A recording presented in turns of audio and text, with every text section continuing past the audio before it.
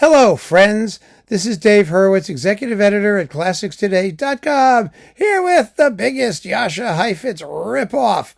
This is kind of a sequel to the video we did recently about ripe for reissue.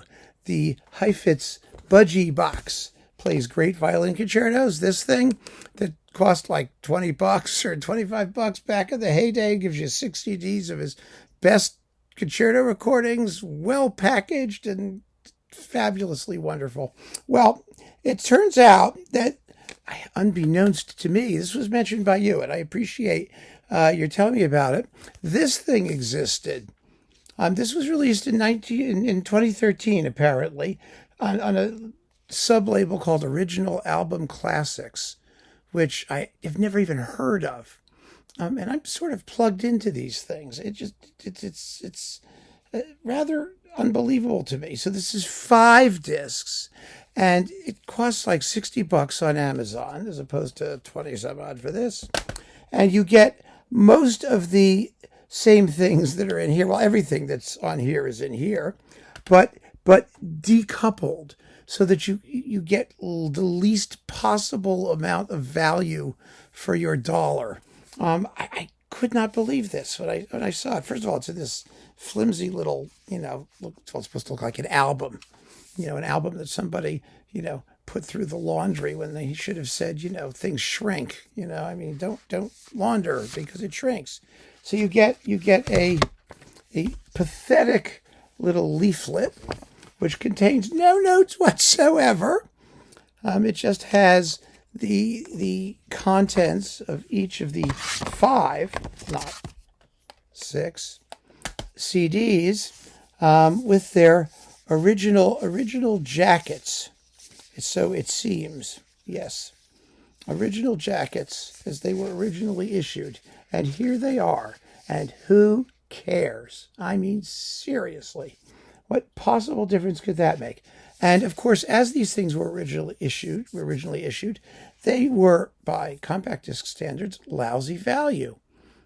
Terrible value, horrible, awful, terrible value. Because let's see what you get. Here we can use the leaflet. Let me open the leaflet. All right, so CD1 is the Tchaikovsky Violin Concerto with Heifetz and Reiner. That's it. Tchaikovsky. That's it. Now, since the dawn of the CD era, that has come out coupled with the Brahms Concerto, if I'm not mistaken. Fabulous value. I mean, on SACD remastering and all of that stuff. So there's that. Then CD2 is the Beethoven Concerto with Munch. Well, the Beethoven is usually coupled with Mendelssohn. And so you used to get to, now you're back down to just that. All right. CD3 has the Mendelssohn, which used to be coupled with the Beethoven, with its original kind of odd coupling, which was Prokofiev Violin Concerto No. 2. Now, the Prokofiev was coupled with Glazunov and like other stuff like that, I think. I don't know. One of you people can tell me if you care enough. But it had like a 3 concerto coupling thing that was rather generous on CD, but now it's been degenericized. CD4 is the Brahms Concerto, which was formerly coupled with, whichever the other one was, Tchaikovsky, I guess. And then, with Reiner, of course. And then CD5 is the Bruch and Mozart's Violin Concerto No. 4 with Malcolm Sargent. Now, the Bruch used to come with the Scottish Fantasy, which it should. Why don't they have the Scottish? Well, it's original jacket. The Mozart was other, I don't know. Okay, fine. You get the picture. So it's more than double the price of this, triple the price of that, with half the music. And, I mean, talk about people wasting their time. You realize is it any wonder that Sony fired everybody in their classical division? I mean, you realize there were people who were employed who sat around thinking, okay, this is out. So what are we going to do with this? Well, why don't we just decouple everything, stuff it in something cheap, paper sleeve that looks like the original album, charge 3 times as much, and has less music. Because remember, there was also at the same time this the complete stereo collection remastered, which has like lots of CDs in it. I mean, it has all the chamber music and other things that he did. So there was that thing as well. And this is still available. Of all of this, this is the one that's still available. I understand they're making the most money off of it. I don't object to them making money off of it. I don't object to them doing original jacket stuff. I really don't. I mean, but be consistent. In other words, if you know you have a property, that property is Jascha Heifetz. If you know you have a property and that property has value, then sell it. And sell it as something that has value, that has, insist on maintaining it over time. The Toscanini family was furious with RCA when the Toscanini edition came out because it was at mid-price. And they were right. They felt that Toscanini was important enough that he should not be relegated to a mid-price sub-label, gold seal, whatever it was. And they were right, because if RCA knew what it was doing and knew how to sell records, it could sell Toscanini at full price because he's Toscanini. Now, some of you may dispute that, but I'm talking about commerce here. This is how it ought to work. Heifetz is the violinist of all time. He is. There are other great ones, yes, but he's the one. And they have his stuff.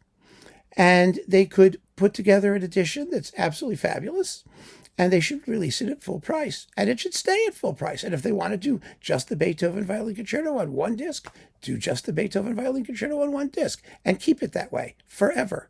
But they didn't. That's my point. They didn't do it. When compact discs came out with their extended playing time, one of the great selling points was that you could stuff more music on the disc for the same amount of money. And since they'd already amortized the cost of all these things with Heifetz, they could jam it all together. And so they did. And they jammed it and they sold it at budget price. So having done that, now they want to unring the bell. And I don't think that's fair. I don't think that's fair to consumers. I think people have come to expect that if you buy physical product anyway on compact discs, that you get a full compact disc. And if you don't get a full compact disc, then it's going to be cheap. And most of the time, at least here, you got a full compact disc and it was cheap. So they did all of these things, and then this shows up, and they're saying to us, oh, well, forget about all of those unbelievably fabulous bargains where you could get everything Heifetz ever did for a pittance. We've decided that now he's worth what he was worth all along, so we're going to triple the price and decouple everything and try and snooker you into buying it that way. Well, maybe people will. I mean, I was stupid. I did it. I did it because I wanted to see what it was, and so I could talk to you about it here. But honestly, it's just terrible. Terrible marketing, terrible commerce, terrible treatment of the consumer, just awful in every possible respect. So, I mean, if you need to have physical product, this is the only show in town. I would just go with streaming. Forget about all of this nonsense. It's just craziness, absolute craziness. So keep on listening, friends. Thanks so much for joining me. Take care.